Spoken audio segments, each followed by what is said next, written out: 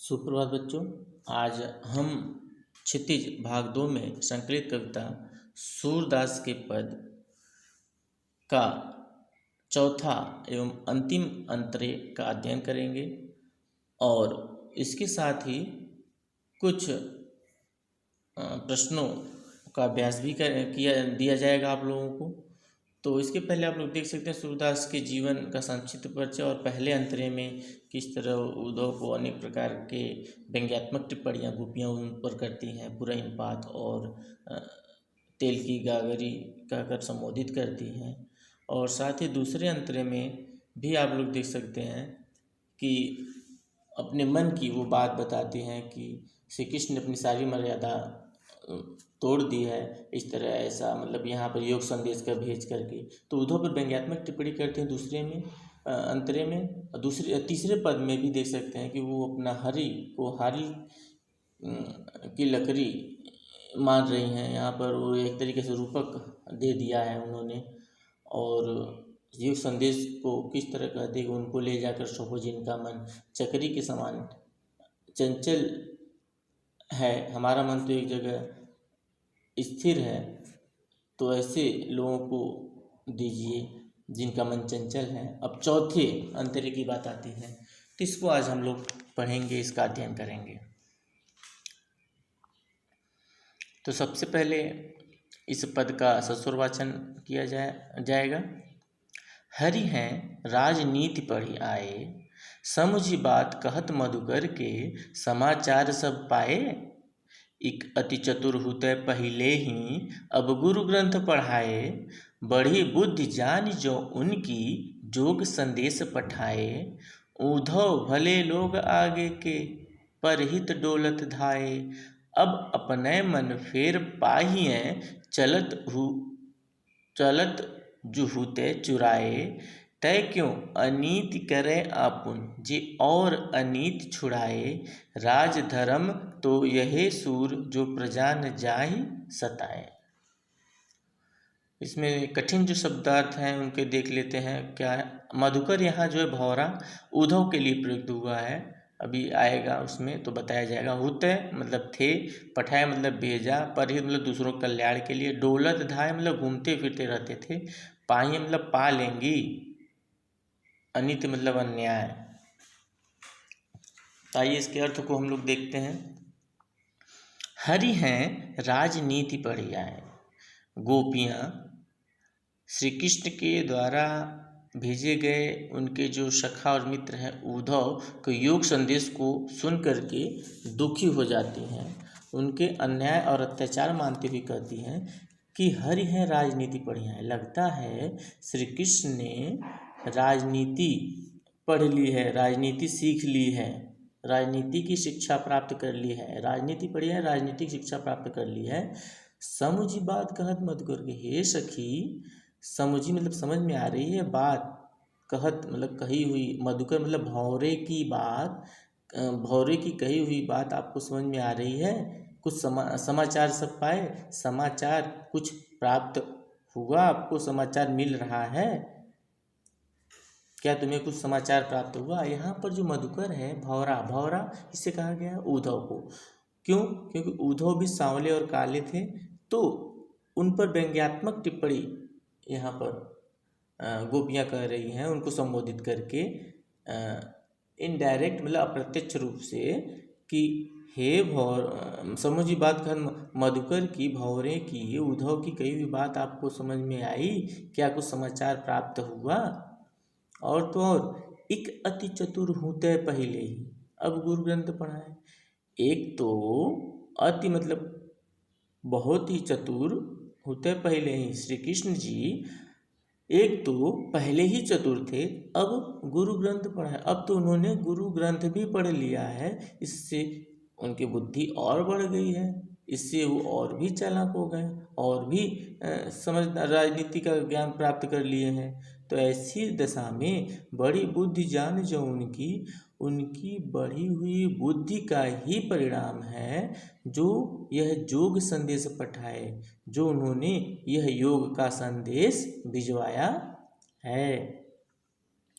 बड़ी बुद्धि जानी जो उनकी, ये बड़ी बुद्धि कैसी? एक तो उन्होंने पहले राजनीति सीख ली, दूसरा एक तो पहले ही चतुर थे, दूसरा उन्होंने गुरु ग्रंथ भी पढ़ लिया। ऐसी दशा में उनकी बुद्धि बढ़ गई है, जो इन्होंने यह योग का, यह ज्ञान का संदेश हमारे पास भिजवाया है। पठाया मतलब भिजवाया है। उद्धव भले लोग आगे के परहित दुलट धाये। हे उद्धव, भले लोग आगे के मतलब पुराने जमाने के लोग भले लोग थे, जो परहित, परहित मतलब दूसरों, पर मतलब दूसरों, हित मतलब कल्याण के लिए, तो दूसरों के कल्याण के लिए दौलत धाय मतलब घूमते फिरते रहते थे।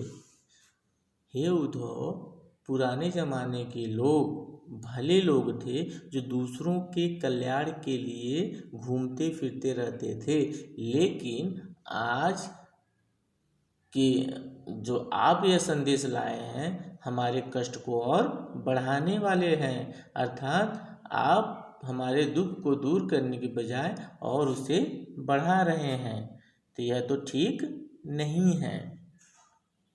अब अपने मन फेर पाहिए चलत जो हुते चुराए।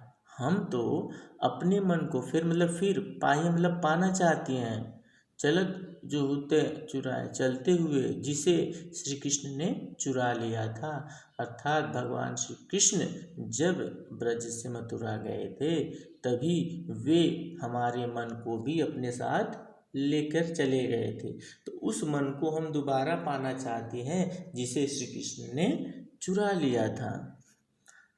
ते क्यों अनिति करे आपुन, जे और अनिति छुड़ाए। वे, ते मतलब वे श्री कृष्ण, क्यों अनित मतलब अन्याय, करें मतलब कर रहे हैं, अपन मतलब अपनों पर, वे श्री कृष्ण क्यों अपनों पर अन्याय कर रहे हैं। जी और अनीति छुड़ाए, जी मतलब जो, और मतलब दूसरों पर, अनित मतलब अन्याय को छुड़ाने वाले हैं, छुड़ाए मतलब छुड़ाने वाले, जो दूसरों पर हुए अन्याय और अत्याचार को दूर करने वाले हैं, उनके कष्ट को दूर करने वाले हैं, दूसरों के कष्टों को, वे अपनों को इतना बड़ा कष्ट, दर्द और पीड़ा क्यों दे रहे हैं, यह गोपियाँ सवाल कर रही हैं उद्धव से। अर्थात हमें इस विरह की अग्नि में क्यों जला रहे हैं, क्यों तड़पा रहे हैं। राजधर्म तो यह सूर जो प्रजा न जाय सताए। राजधर्म तो यही सूरदास यहाँ गोपियों के माध्यम से कह रहे हैं, कि गोपियाँ कह रही हैं कि हे उद्धव, राजा का जो धर्म है तो यही क्या है, जो प्रजा न जाय सताए, जो प्रजा को सताए नहीं। लेकिन श्री कृष्ण ने आपको योग का संदेश भेज करके हमारे कष्ट और पीड़ा को और बढ़ा दिया है, जिसको सुन करके हमें वह कड़वी ककड़ी के समान लग रहा है। तो इस तरह हमारे दर्द और पीड़ा को आप और बढ़ा दे रहे हैं। तो राजा का धर्म होता है अपनी प्रजा की रक्षा करना, लेकिन वो तो हमारे ऊपर अन्याय और अत्याचार कर रहे हैं, तो यह तो राजधर्म नहीं निभा रहे हैं, वो अपने कर्तव्य का पालन नहीं कर रहे हैं। तो इस तरह की व्यंग्यात्मक टिप्पणियों के द्वारा उद्धव को गोपियाँ निरुत्तर कर देती हैं। तो आज हम लोग ये सूरदास का चौथा और अंतिम पद का अध्ययन कर लिए। अब इसके बाद हम लोग इसमें देख सकते हैं शिल्प सौंदर्य भी क्या क्या है। ब्रज भाषा का तो सुंदर प्रयोग है ही, और तत्सम तद्वत शब्दावली का समन्वित प्रयोग दिखाई पड़ता है। माधुर्य गुण का प्रयोग है। अनुप्रास अलंकार देख सकते हैं, हरि है, ह की आवृत्ति, समाचार सब में स की आवृत्ति, ये सब अनुप्रास अलंकार के उदाहरण हैं। गुरु ग्रंथ ग ग, बड़ी बुद्धि ब की आवृत्ति होने का अनुप्रास है। जो प्रजा ज भी इसमें है, इस सब में अनुप्रास अलंकार है। और पूरी पंक्ति में देखा तो वक्रोक्ति, वक्रोक्ति मतलब व्यंग करना, पूरी पंक्ति में वक्रोक्ति अलंकार दिखाई पड़ता है। हरि है, राजनीति पर आए, बड़ी बुद्धि जान जो उनके, जोग संदेश पठाए। तो ये पंक्तियों में आप लोग देख सकते हैं वक्रोक्ति अलंकार है। और इसके बाद हम लोग गृह कार्य में देख लेते हैं। इन प्रश्नों का उत्तर आप लोग कर करके मुझे गूगल क्लासरूम में आप लोग शेयर करिएगा। गोपियों ने बड़भागी कहकर उद्धव के व्यवहार पर कौन सा व्यंग्य किया है?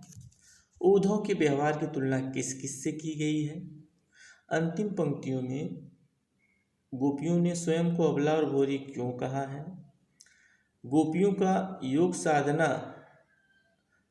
के प्रति दृष्टिकोण कैसा है?